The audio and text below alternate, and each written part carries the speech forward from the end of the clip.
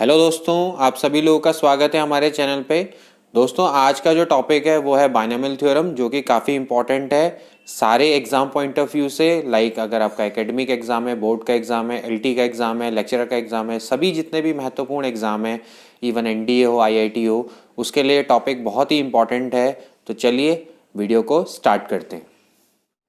तो friends, binomial theorem को जानने से पहले हमें पता होना चाहिए कि भाई बाइनोमियल एक्सप्रेशन क्या होता है। तो बच्चों, आप इस चीज़ को ध्यान में रखें कि कोई भी एल्जेब्रिक एक्सप्रेशन है, अगर उसमें दो टर्म है तो वो क्या कहलाता है? बाइनोमियल एक्सप्रेशन कहलाता है। बाई का मतलब आपका क्या होता है? टू होता है, ठीक है ना। तो जैसे फॉर एग्जाम्पल मैं लिखता हूँ भाई a plus B, okay, 2x minus 3y, ठीक है। और क्या हो सकता है भाई? x प्लस 1/x, ठीक। ये सारे के सारे आपके क्या हैं? एल्जेब्रिक एक्सप्रेशन है। इसमें आपके दो टर्म है, जैसे for example 2/x minus 1/x square etc, okay. तो ये सारे के सारे किसके एग्जांपल है? बाइनोमियल एक्सप्रेशन के एग्जांपल है, ठीक है ना। तो अब ये चीज ध्यान में आई कि भाई बाइनोमियल एक्सप्रेशन ये हो गया, ठीक है ना। इसके बाद ऐसे ही क्या होता है? ट्राइनोमियल एक्सप्रेशन होता है। ट्राइनोमियल का मतलब क्या होगा कि भाई एक एल्जेब्रिक एक्सप्रेशन है, उसमें अगर एक से ज्यादा मतलब दो से ज्यादा टर्म है, यानी अगर उसमें तीन टर्म है, ठीक है ना, तो उसको हम क्या बोलेंगे? ट्राइनोमियल एक्सप्रेशन बोलेंगे, ठीक है ना। इसी तरह से आपका क्या होगा? मल्टीनोमियल एक्सप्रेशन होगा, जिसमें आपके क्या होंगे? दो से ज्यादा टर्म होंगे, 3, 4, 5, 6, 7, 8, ठीक है ना। तो जैसे आपका कोई भी एल्जेब्रिक एक्सप्रेशन है, अगर उसमें दो टर्म है तो क्या कहलाएगा? बाइनोमियल एक्सप्रेशन कहलाएगा, ओके। अगर उसमें तीन टर्म है तो ट्राइनोमियल, अगर उससे ज्यादा है तो क्या कहलाता है? मल्टीनोमियल एक्सप्रेशन कहलाता है, ठीक है ना। तो ये एक्चुअली इसकी जनरल फॉर्म होती है, ठीक है ना। तो अगर मैं x प्लस ए की पावर n, x प्लस ए की पावर n, ये आपका एक बाइनोमियल एक्सप्रेशन है। अगर मैं इसको एक्सपेंड कर दूं, अगर मैं इसको क्या कर दूं? एक्सपेंड कर दूं। ध्यान रहे यहाँ पर n is the element of natural number, यानी x प्लस ए की पावर n को अगर मैं एक्सपेंड कर दूं तो ये क्या बन जाता है? Binomial theorem, okay. इसी के बारे में हमने इस चैप्टर में डिस्कस करना है। तो x प्लस ए की पावर n, ओके, हम कह सकते हैं इसकी आप x प्लस ए की पावर n, ये इसकी एक जनरल फॉर्म है। इसकी जनरल फॉर्म का जो एक्सप्रेशन है, यानी उसको अगर हम कहेंगे कि भाई उसको हम एक्सपेंड करेंगे, यानी x प्लस ए की पावर n को जब हम एक्सपेंड करेंगे तो वो क्या बन जाएगा? बाइनोमियल थ्योरम बन जाएगा। इसके बारे में हम डिस्कस करेंगे।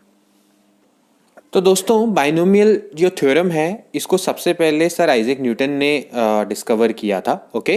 तो हम इसके बारे में थोड़ा सा कुछ डिस्कस कर लेते हैं। जैसे सपोज करो x प्लस ए की पावर अगर 0 है, उसको आपको पता है कि आपकी वैल्यू कितनी होती है? 1 होती है। इसी तरह से अगर मैं लिखूं x प्लस ए की power n, it is nothing but x plus ए।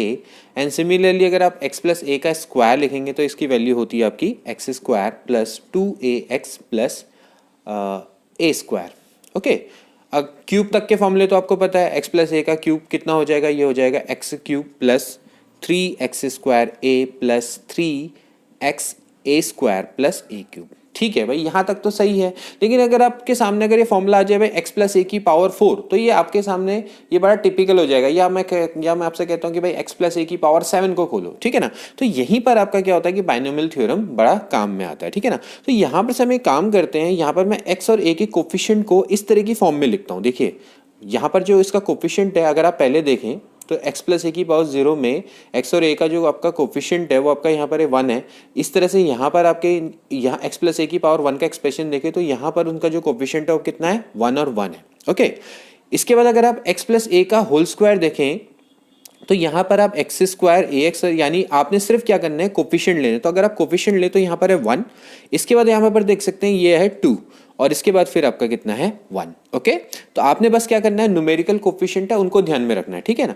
तो इसी तरह से यहाँ पर अगर आप देखें तो इसकी वैल्यू है आपकी 1, और फिर यहाँ पर आपका आ रहा है 3, और फिर आपका 3, और फिर आपका कितना है? 1, ठीक है ना।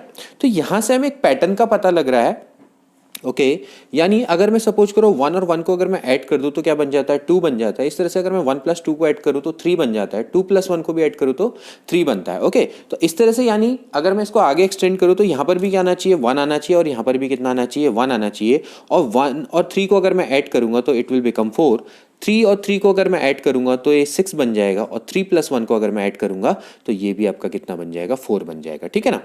तो यहां पर से आप फिर से देखिए, अगर यहाँ पर ये बनेगा 1 और ये बनेगा 1, इस तरह से आगे चलेगा तो 1 प्लस 4 को अगर मैं ऐड करूंगा तो ये बन जाना चाहिए 5, और 6 + 4 को अगर मैं ऐड करूँगा तो क्या बन जाएगा 10, और इसी तरह से कितना बन जाएगा 10, और 4 + 1 आपका कितना हो जाता है 5 हो जाता है। ठीक है ना। तो ये एक्चुअली एक तरह के ट्राइंगल बन रहे हैं जिसको हम बोलते हैं पास्कल ट्राइंगल। तो यहां पर से देखिए मेरे लिए x + 4 का फॉर्मूला या x + a⁴ का फॉर्मूला निकालना बहुत इजी हो गया। कहीं ना कहीं मुझे उसके कोफिशिएंट मिल चुके हैं। उसके कोफिशिएंट जैसे अगर आप x + a⁴ के अगर कोफिशिएंट देखें तो क्या क्या थे, 1 3 3 1 थे। तो यहाँ पर आपका क्या होगा 1 4 6 4 1। इसी तरीके से हम इसको सॉल्व कर सकते हैं। जैसे यहाँ पर आएगा 1, ये हो जाएगा x⁴ प्लस इसके बाद ये आपका कितना होना चाहिए 4, x⁴ होना चाहिए, a⁴ होना चाहिए। ठीक है ना। प्लस इसके बाद होना चाहिए 6, ये x⁴ हो जानी चाहिए, a⁴ हो जानी चाहिए।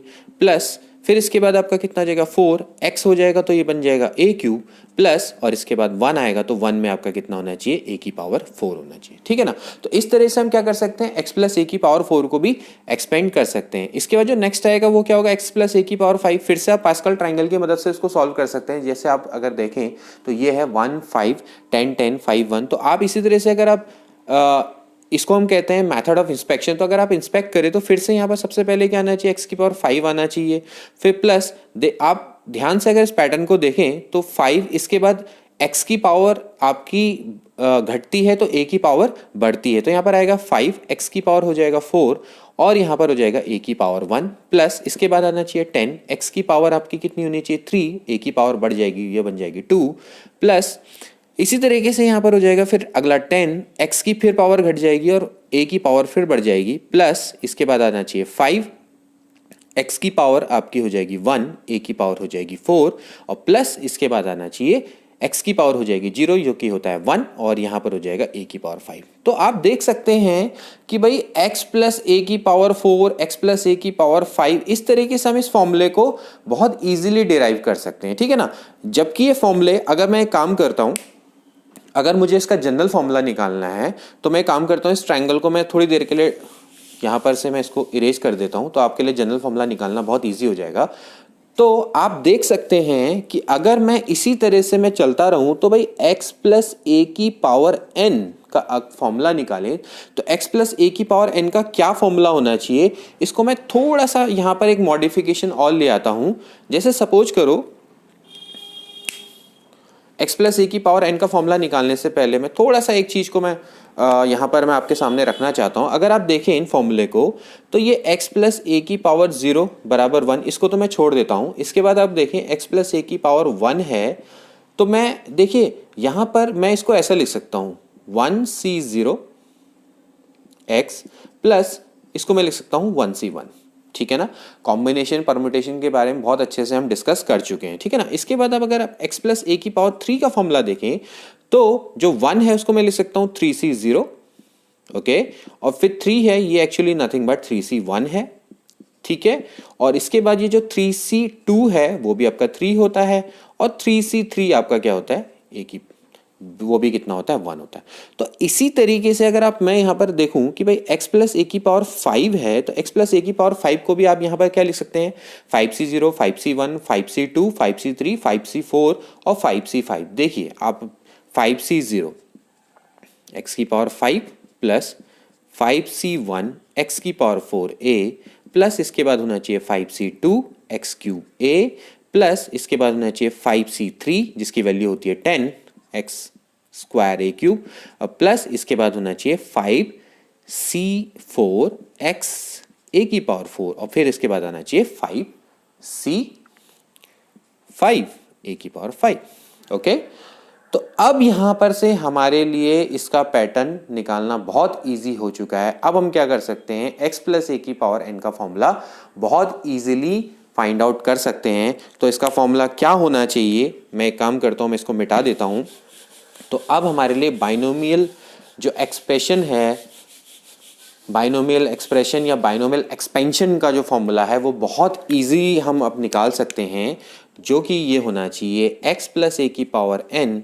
आप देख लीजिए सबसे पहले मैंने पहले ही बोला कि सबसे पहला जो टर्म होगा वो क्या होगा nc0 होगा, प्लस अब आप देखिए इसके बाद nc क्या होना चाहिए 1 आना चाहिए।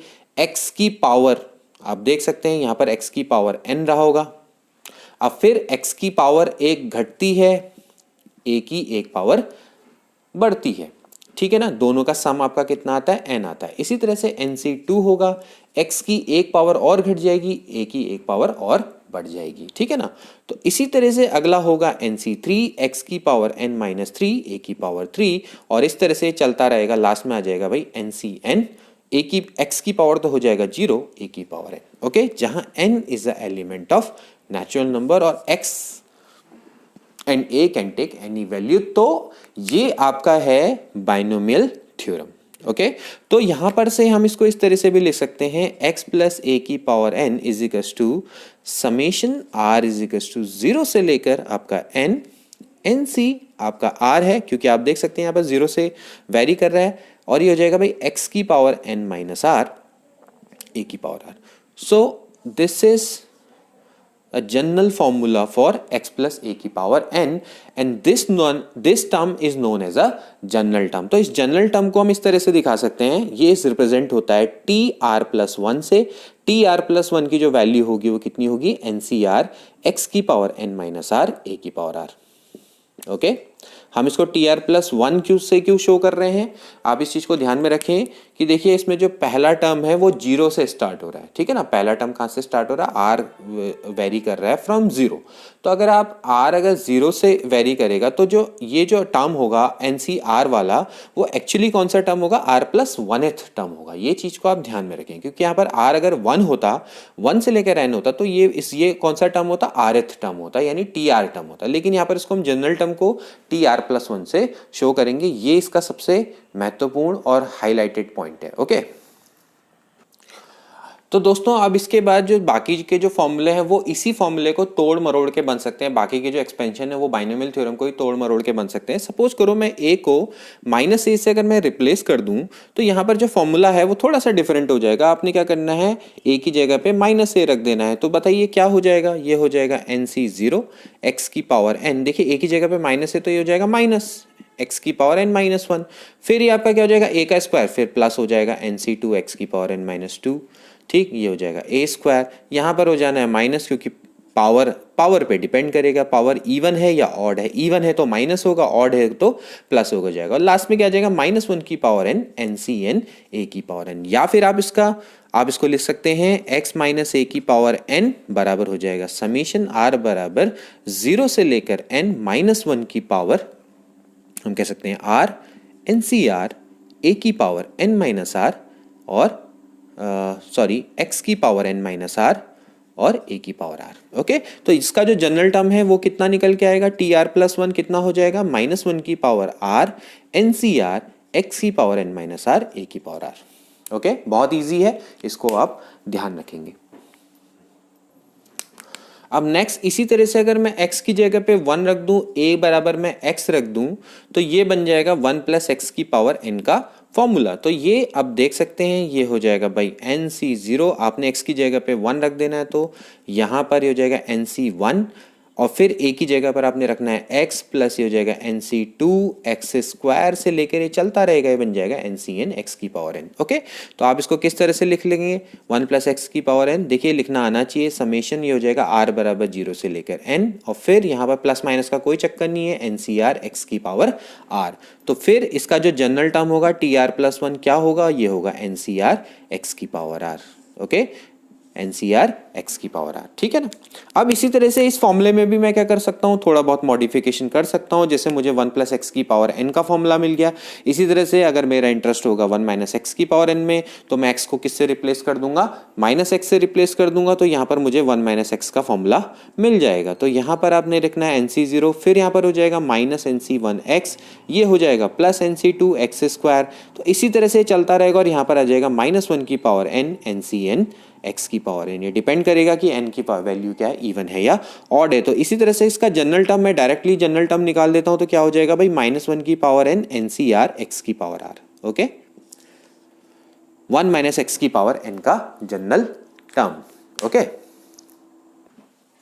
इसके बाद दोस्तों जो बहुत महत्वपूर्ण 1-2 फॉर्मूले जो आपने ध्यान में रखेंगे, जैसे x + a की power n plus x - a की पावर n है, तो आप देखिए इसमें जितने भी आपके ऑड टर्म है वो कैंसल्ड आउट हो जाएंगे। तो ऑड टर्म में आपका क्या आ जाएगा, बाहर से आपका ट्वाइस, ये हो जाएगा NC0 प्लस ये हो जाएगा एक्स की power N plus N C two X की power N minus two A square से लेकर आपका क्या हो जाएगा एन सी, ये आपका चलता रहेगा और ये डिपेंड करेगा, ये आपका इस तरह से एन सी फोर हो जाएगा और फिर एक्स की पावर एन माइनस फोर ए की पावर फोर, यानी आपने क्या करना है जितने भी इवन टर्म है वो लेंगे। इसी तरह से अगर आपका सपोज करो एक्स प्लस ए की पावर एन है, इसको आप खुद प्रूफ करके देख लेना इनका एक्सपेंड करके। यहाँ पर अगर हम माइनस करेंगे तो जितने भी आपके इवन टर्म है वो कैंसल्ड आउट हो जाएंगे, तो क्या बच जाएंगे ऑड टर्म। ऑड टर्म यानी कैसे हो गया एन सी वन, ठीक है ना, एक्स की पावर एन माइनस वन, ठीक है, a one plus N c three और फिर एक्स की पावर एन माइनस थ्री और फिर आपका एक, तो इस तरह से चलता रहेगा, ठीक है ना। तो ध्यान में रखिए ये इसका फॉर्मूला है, ध्यान में रखिए एक्स प्लस ए की पावर एन प्लस एक्स की पावर एम माइनस एन में आपके क्या होते हैं N C zero N C two N C four चलते हैं, ठीक है ना। यानी एक्स की या हम कह सकते हैं ए की जितनी भी आपकी इवन पावर है वो वाले चलेंगे और एक्स प्लस ए की power N minus x minus a की पावर एन में आपके ए की ऑड पावर वाले टर्म चलेंगे, ठीक है ना। तो बहुत ईजी है, ठीक। तो अब यहाँ से आपको एक चीज़ तो समझ में आई गई होगी भाई एक्स प्लस ए की पावर एन है, उसमें आपके टोटल टर्म कितने होते हैं, क्योंकि ये जीरो से स्टार्ट हो रहा है तो डेफिनेटली आपके इसके टोटल टर्म्स कितने होते हैं एन प्लस वन, ठीक है ना। जैसा आपने देखा होगा भाई एक्स प्लस ए का स्क्वायर है, अगर एक्स प्लस ए का स्क्वायर है तो उसमें कितने टर्म है, आप देख सकते हैं x square plus a square plus two A x, तो इसमें कितने टर्म है तीन टर्म है। तो अगर पावर एन है तो टोटल टर्म कितने होंगे एन प्लस वन। तो अब ये बताइए कि इनमें और इनमें कितने टर्म होंगे। देखिए ये डिपेंड करता है आपके n की वैल्यू पर, ठीक है ना। तो अगर सपोज करो अगर n ऑड है, अगर n की वैल्यू ऑड है, मतलब जैसे अगर n की वैल्यू ऑड है मतलब 3 है 5 है 7 है, तो इन दोनों में जो टोटल नंबर ऑफ टर्म्स होंगे ये हो जाएंगे n plus one by two. Okay, ये ध्यान में रहे कि अगर n की वैल्यू आपकी ऑड है, ठीक है ना, तो इनमें जो दोनों में जो टोटल नंबर ऑफ टर्म होंगे वो आपके क्या हो जाएंगे n plus one by two हो जाएंगे। लेकिन अगर सपोज करो n इवन है तो क्या होगा, अगर n इवन है तो पहले वाले जो ऊपर वाला जो केस है इसमें आपके होंगे n by two plus one term. ध्यान रहे अगर n इवन है तो इसमें होंगे आपके n by two plus one term और इस वाले केस में आपके क्या होंगे, ये हो जाएंगे n बाई टू टर्म्स। ठीक हो गया। अगर n ऑड है, ध्यान रहे अगर n ऑड है तो इन दोनों एक्सप्रेशन में n plus one by two term आएंगे, ठीक है ना। लेकिन अगर n इवन है तो ऊपर यानी प्लस वाले में n by two plus one term होंगे और नीचे वाले में आपके n बाई टू टर्म होंगे। ठीक हो गया, इस चीज को आप ध्यान में रखेंगे। कुछ इसके क्वेश्चन देख लेते हैं जिससे आपको ये बहुत इजीली समझ में आ जाएगा जनरल टर्म का कॉन्सेप्ट। आपने बताना है कि भाई एक्स स्क्वायर माइनस वाई की पावर 6 का जनरल टर्म बताना है जब इसको आप एक्सपेंड करेंगे, ठीक है ना। तो आप यहाँ पर से देख सकते हैं भाई ए प्लस एक्स की पावर एन का जनरल टर्म आपका कितना होता है टी आर प्लस वन। कितना फॉर्मूला होता है आप इसको ध्यान में रखेंगे, एन सी आर ए की power N minus R, sorry X की पावर एन माइनस आर और ए की पावर आपका कितना होता है आर होता है, ठीक है ना। अगर मैं इसको ऐसे लिखूं x प्लस ए की पावर एन को, ठीक है ना, a प्लस एक्स की पावर एन में तो उल्टा हो जाएगा, ठीक है ना। तो x प्लस ए की पावर एन में क्या होता है एन सी आर एक्स की power N minus are A की पावर आर। तो बस यहाँ पर से देखना है भाई, देखिए आपका x यहाँ पर किस x की जो वैल्यू है वो एक्स स्क्वायर और a की वैल्यू है आपकी माइनस वाई, ठीक है ना। आप यहाँ पर ध्यान में रखिए कि x को आपने एक्स स्क्वायर रखना है और a की जगह पे माइनस वाई रखना है। तो देखिए जो इसका general term T R plus one हो जाएगा और यहाँ पर दे रखा भाई n बराबर भी 6 दे रखा है, तो ये हो जाएगा आपका 6CR, x की जगह पर आपने रखना है एक्स स्क्वायर, ये हो जाएगा 6 माइनस आर और a की जगह पर आपने रखना है माइनस वाई की पावर r। तो ये हो जाएगा देखिए माइनस वन यहाँ पर से कॉमन आ जाएगा, देखिए माइनस वन की पावर हो जाएगा r, 6CR x की पावर देखो उसको मल्टीप्लाई कर दो, ये हो जाएगा 12 माइनस टू आर और ये हो जाएगा y की पावर r। तो ये इसका आपका क्या है जनरल टर्म है, माइनस वन की पावर r, 6CR x की पावर 12 माइनस टू आर और y की power r। Okay, next question देखो, जैसे ये एक्स अपॉन ए माइनस थ्री ए अपॉन एक्स स्क्वायर, ठीक है, की पावर 12 है। आपको क्या करना है इसका नाइन्थ टर्म निकालना है। तो नाइन्थ टर्म निकालने के लिए सबसे पहले आप जनरल टर्म लिखो। देखो जनरल टर्म आपका कितना होता है, फिर से इसका जो जनरल टर्म होता है वो होता है एन सी आर और फिर इसके बाद हो जाएगा x की power n minus are A की पावर आर। तो यहाँ पर देखिए x की जगह पे रखना है x अपॉन ए और a की जगह पे रखना है -3/x²। तो अगर आप इस फॉर्मूले में इसको रखेंगे तो ये हो जाएगा भाई TR+1 और n की जगह पर आपका कितना है, देखिए यहाँ पर n की जगह पे कितना है 12 है, n की जगह पर आपका 12, x की जगह पे x अपॉन ए और a की जगह पे -3/x²। तो आप इसकी वैल्यू को अगर आप इसमें रखेंगे तो ये हो जाएगा भाई 12CR, x की जगह पे रख देंगे x अपॉन ए की पावर 12 माइनस आर और a की जगह पर आप रखना है 3a/x² की पावर हो जाएगा r। ठीक है ना। तो इसको सॉल्व करिए तो हो जाएगा TR+1, सबसे पहले तो माइनस को इधर लिया हो तो हो जाएगा भाई -1 की पावर r 12CR और फिर आप इसको सॉल्व करिए, एक्सपोनेंट के रूल रखने, x a की पावर हो जाएगा 12 माइनस आर, इसके बाद हो जाएगा भाई 3 की पावर r a की power r divided by x की पावर हो जाएगा 2r। ठीक है, यहाँ तक आई होप कि कोई दिक्कत नहीं होनी चाहिए। तो TR+1 हो जाएगा -1 की पावर r 12CR। देखिए अगर आप इसको सॉल्व करेंगे तो यहाँ पर हो जाएगा भाई x की पावर 12 माइनस ये हो जाएगा -3r और 3 की पावर r तो है ही, और हो सके तो इसको भी आप ऊपर या इसको चलो नीचे ही लिया हो तो हो जाएगा डिवाइडेड बाय a की power 12 minus that is 2r। ठीक हो गया ना। अब आपको कह रहा है कि भाई इसका 9th टर्म निकालो। अगर इसका 9th टर्म निकालना है तो हमें निकालना है एक्चुअली T9। ठीक है ना। T9 को मैं क्या लिख सकता हूँ T8+1। ठीक है ना। तो इसका मतलब यहाँ पर ये है कि जो R है R की जगह पे, यानी अगर मुझे T9 निकालना है तो R की जगह पे क्या रखना पड़ेगा, 8 रखना पड़ेगा। तो आप निकालिए T9 यानी R की जगह पे 8 रख दीजिए तो ये हो जाएगा -1 की पावर 8 12C8 x की पावर, देखिए यहाँ पर रखिए x की जगह पे हो जाएगा 12, 8 यहाँ होता है 24, 3 की पावर हो जाएगा आपका 8 डिवाइडेड बाय a की पावर 12 माइनस 8 टू जा होता है 16। ठीक, तो T9 इज इक्वल्स टू हो जाएगा आपका, इसको आप लिख -1 की power 8, of course we know that 1 हो जाएगा, और 12C8 can be written as 12C4 और ये हो जाएगा x की पावर हो जाएगा 12 में से 24 गया तो हो जाएगा भाई -12, 3 की पावर 8 तो है ही, और डिवाइडेड बाय आपका कितना है a की पावर, ये आपका माइनस ये हो जाएगा a की पावर -4 इनटू कितना हो जाएगा 3 की पावर 8। तो ये इसका क्या है, हम कह सकते हैं 9th टर्म। कुछ और क्वेश्चन देख लेते हैं जो कि हमने अभी टॉपिक पढ़ा है। आपने को बताना है 2x माइनस 3y की पावर 9, इसमें आपको बताना है कि टोटल नंबर ऑफ टर्म कितने होंगे। तो कितने टर्म होंगे आप देख सकते हैं, x+a की पावर n है तो उसमें टोटल टर्म कितने होते हैं n+1, तो इसमें कितने टर्म होंगे, टोटल 10 होंगे। ठीक है ना। इसी तरह से एक और क्वेश्चन है, देखो जैसे 1 + 5√2 x की पावर 9 प्लस 1 - 5√2 x की पावर 9 है। देखिए ये फिर वही वाला क्वेश्चन है, आपको बताना है इसमें टोटल टर्म्स कितने होंगे। तो ये फॉर्मूला वही है भाई, x+a की power n plus x - a की पावर n। ठीक है ना। इसमें टर्म टोटल कितने होंगे, तो मैंने आपको पहले ही बताया था कि जब पावर ऑड होती है तो इसमें टोटल नंबर ऑफ टर्म कितने हो जाते हैं, ये हो जाते हैं n+1/2। तो यहाँ पर आप देख सकते हैं इसमें इसकी पावर क्योंकि ऑड है तो इसमें टोटल नंबर ऑफ टर्म कितने हो जाएंगे भाई 9 + 1/2 दैट इज 5। तो इसमें टोटल नंबर ऑफ टर्म कितने होंगे, 5 होंगे। ठीक है ना। इसके बाद एक और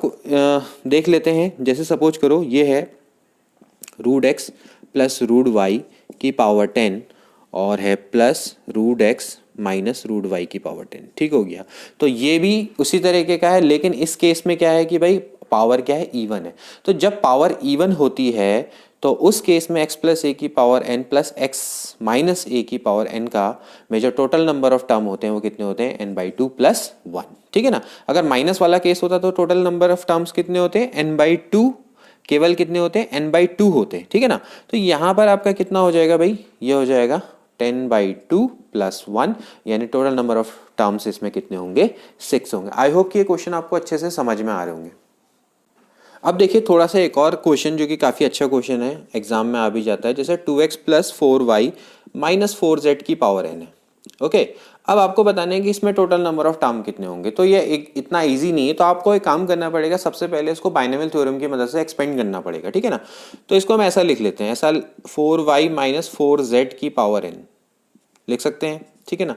तो ये x का काम करेगा, ये a का काम करेगा। तो अब इसको अगर आप एक्सपेंड करें तो ये हो जाएगा NC0 2x की पावर n, ये हो जाएगा 4y - 4z की पावर 0 प्लस इसके बाद होना चाहिए NC1 2x की पावर, ये हो जाएगा आपका n - 1 4y माइनस 4z की पावर 1, ठीक है ना, प्लस NC2 2x की power n minus 2 4y minus 4z की पावर आपका कितना हो जाएगा, ये हो जाएगा टू, ठीक है ना। और लास्ट में से चलते रहेंगे तो लास्ट में आना चाहिए NCn, ये होना चाहिए 2x की पावर, ये हो जाएगा 0, और 4y माइनस 4z की पावर, ये हो जाएगा n। ओके, हमको मतलब है टोटल नंबर ऑफ टर्म्स है, हमें इसको कोई सॉल्व नहीं करना है। तो आप देख सकते हैं कि भाई पहले में कितने टर्म होंगे, एक, ठीक है ना। अब इसके बाद अगर आप इसको देखो कि 4y माइनस 4z की पावर 0 है तो यहाँ पर टोटल एक ही टर्म आएगा, लेकिन यहाँ पर आपके कितने टर्म दिख रहे हैं आपको, क्योंकि इसकी पावर 1 है तो इसमें टोटल टर्म कितने हैं, 2 है, ठीक है ना। इसके बाद आप देखिए 4y माइनस 4z की पावर 2 है तो इसमें टोटल नंबर ऑफ टर्म कितने होंगे, 3 होंगे। तो इसी तरह से चलते रहेंगे और लास्ट में आपका कितना आ जाएगा, ये क्योंकि इसमें की पावर n है तो इसमें टोटल नंबर ऑफ टर्म कितने होने चाहिए, n+1। आई होप कि आपको समझ में आएगा। क्वेश्चन फिर से देख लीजिए, इसमें जो पहला टर्म है अगर हम इसको सॉल्व करेंगे तो एक ही टर्म आएगा, लेकिन जो दूसरा टर्म है इसको सॉल्व करेंगे तो इसमें 2 टर्म आएंगे, ठीक है ना। इसके बाद इसमें की पावर 2 है तो इसमें 3 टर्म आएंगे, तो ऐसे चलता रहेगा। तो ये 1 से लेकर आपको ऐड करना है n+1। तो आपको पता है भाई समेशन n की वैल्यू क्या होती है, n इंटू n+1/2। तो यहाँ पर आपने समेशन n को आपने n+1 से रिप्लेस कर देना है, तो क्या हो जाएगा भाई n+1 n+2/2। अब मेरी पुरानी समेशन वाली वीडियोस देखिए, आपको बहुत इजीली समझ में आ जाएगा। तो दोस्तों आज के लिए इतना ही। इसके बाद हम इसके और भी कुछ पहलू हैं उनके बारे में डिस्कस करेंगे। हम मल्टीनोमियल थ्योरम के बारे में डिस्कस करेंगे, और क्योंकि अभी ये बाइनोमियल थ्योरम है, इसमें जो आपका एक्सपोनेंट है वो एक नेचुरल नंबर है। इसके अलावा जब ये नेचुरल नंबर ना हो, यानी एक रेशनल नंबर की फॉर्म में हो, P/Q की फॉर्म में हो, तो उस केस में क्या होगा उसके बारे में हम डिस्कस करेंगे। तो मिलते हैं नेक्स्ट वीडियो में। Till then take care and good bye.